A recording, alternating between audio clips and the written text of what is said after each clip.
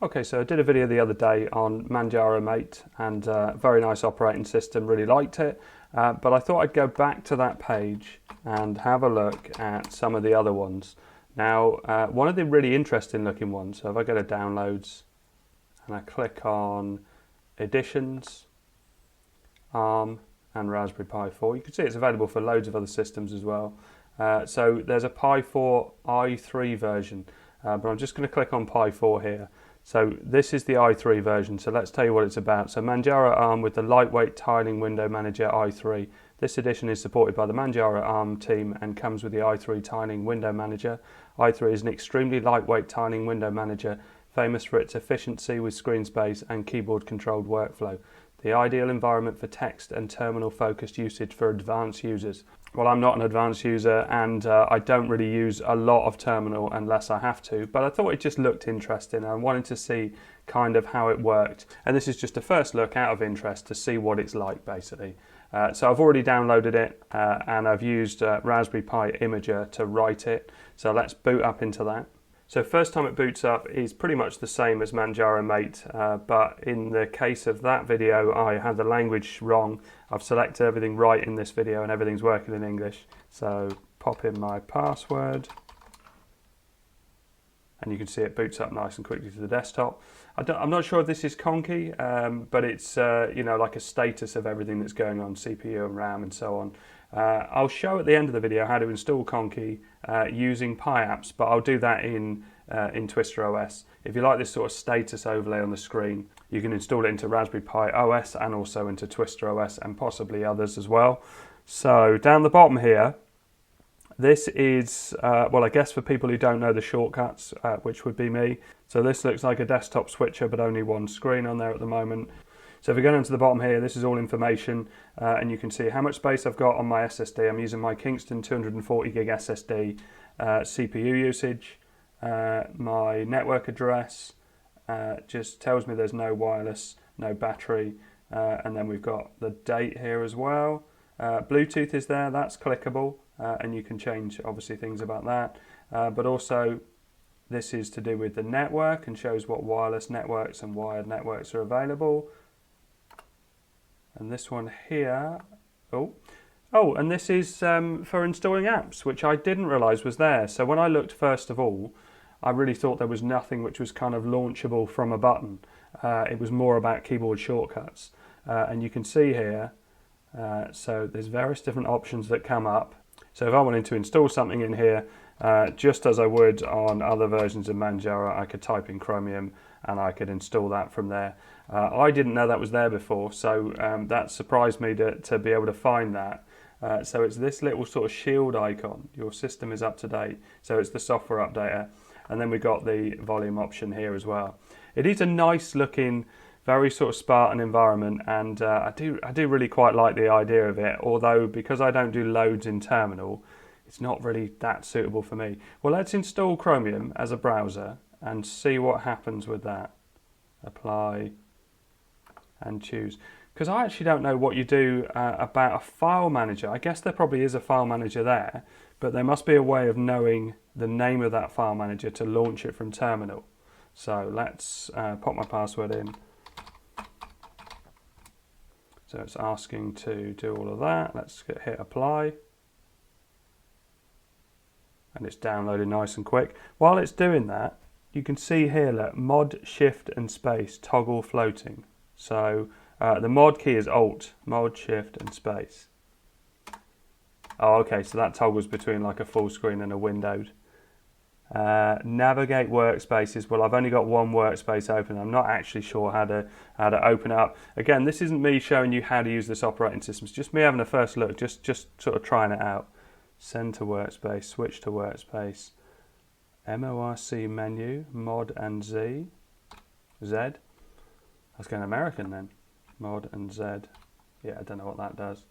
Right, so has Chromium installed now? Let's try that. So to get terminal up, it's Alt and Enter. And then what was that? Mod, Shift and Space was to... there you go. So I've learned something now. So if I was to type in Chromium, I wasn't really looking to see if it had done all the whole install. Yeah, so Okay. So it's come up with some errors, but again, this is not this is just me trying it out. So if I type in hot UK deals, so how do I get rid of that? Because I don't seem to. So Shift, Alt, and Space, maybe. Oh, okay. Something Shift, Alt, and Space. So it's switching the windows, isn't it? It's kind of moving things around. I don't know quite how I close that terminal. Mod Shift Space. I probably could have looked. Well, let's close down. I can't even close down Chromium. Look. Is there an exit in here? Oh, there's exit. Okay, so I hadn't tried that before. How do I close down? There's something to close down an active app. Yeah, kill focus. Look. So Alt, Shift, and Q. Alt, Shift, and Q. And like anything with shortcuts, when you see people who are full on into shortcuts, a bit like I see some people who video edit with shortcuts, incredibly fast. So I'm not trying to make this operating system look bad. I'm sure in the right hands this operating system looks great. So kill focused, open new terminal, open browser. So let's do that open new terminal again. So Alt and Enter, and let's type in neofetch, because I did install neofetch into this. There you go, and it tells you a bit about it. And this is my 8 gig Pi. You can see there 8 gig, and CPU is overclocked to 2147. So if I do exit, does that get me out of that? It does. And if I go back into terminal, Alt, Enter, and I quite like that Shift, Alt, and Space, the one that puts it down into like a little window. So if I press up, you can see things that I've put in here before, just playing around with things. So obviously you launch apps by typing the name of them. This was how you update it, sudo pacman -SYYU, and I'll just show you that.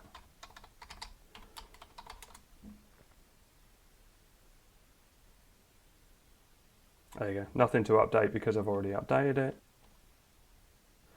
And I checked, so to overclock, sudo nano /boot /config.txt, the same as you do with Raspberry Pi OS. And you can see here, this comes up in exactly the same way.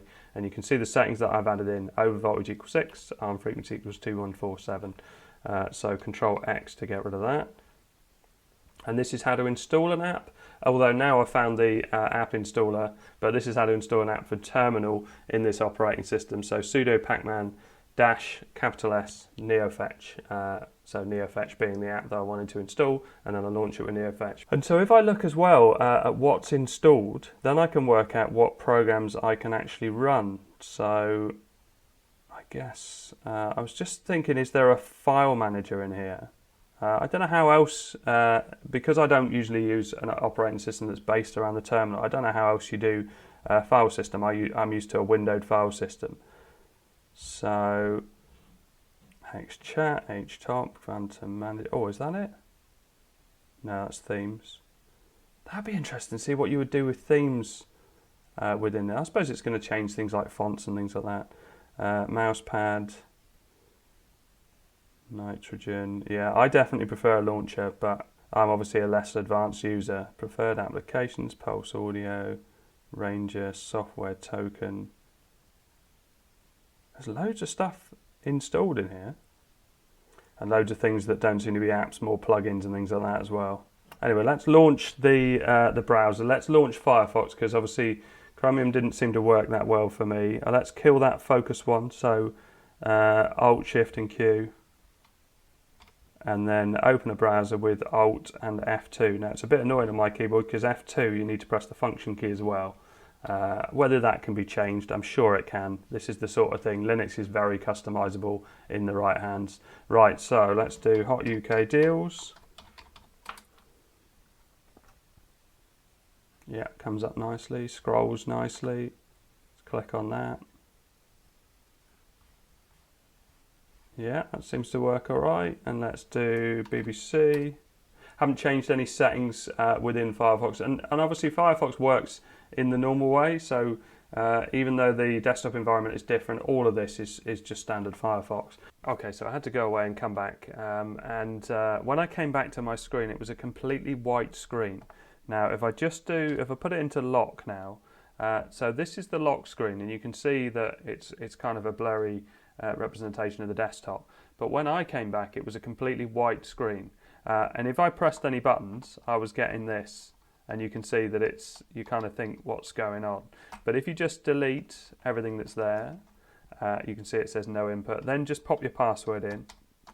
It is just a screen lock. But because my screen had gone white and it was completely white, and only when I touched the keyboard did the circle come up, I was a bit confused. But I get it now. And that menu is worth knowing about. So Alt and 0 gets you this menu. So lock, exit, switch user, suspend, hibernate, reboot, Shift and S to shut down. So let's do a quick test on, let's press escape. Yeah, that gets rid of that. And let's launch the browser. So that was Alt F2. And I thought I'd just do a YouTube test. So let's go to YouTube. Okay, and this is set to 720. So let's just right click and do stats for nerds. Oh, right click's not working. Right click, no. Right click again. Funny how you sometimes get that menu come up. Oh, there we go, stats for nerds. So let's see how much it's dropping at 720, 30, 51, 77. Not loads, reasonable. It's not the best performance of YouTube, but I guess that's not what you get this operating system for. And again, I haven't tweaked or done anything to this at all, apart from I have overclocked. So let's quit out of that. And I did say earlier on that I would show in Twister OS how to install this style of overlay. It is different, but I'll show the conkey one from PyApps. So Alt and 0, and then Shift and S to shut down. Okay, so back in Twister OS, so we've got no overlay on the right-hand side of the screen at the moment. PyApps comes pre-installed in Twister OS, and it is an excellent way of adding games, apps, and all sorts of things, as well as PyKiss. They're both great products.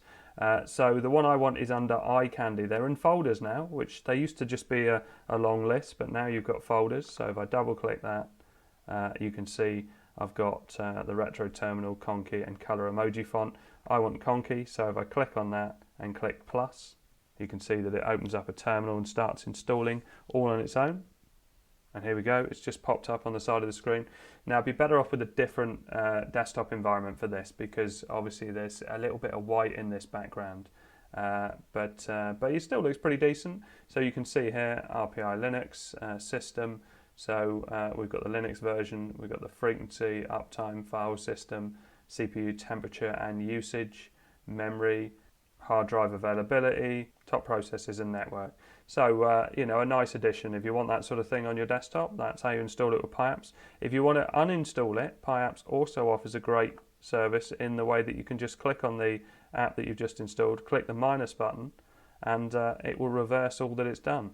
There you go, and that says closing in 30 seconds. Well, I can speed that up. So I think PyApps turns back, so it comes back up, so I can shut that down. Anyway, I hope all this helps. Thanks very much for watching. Please like and subscribe.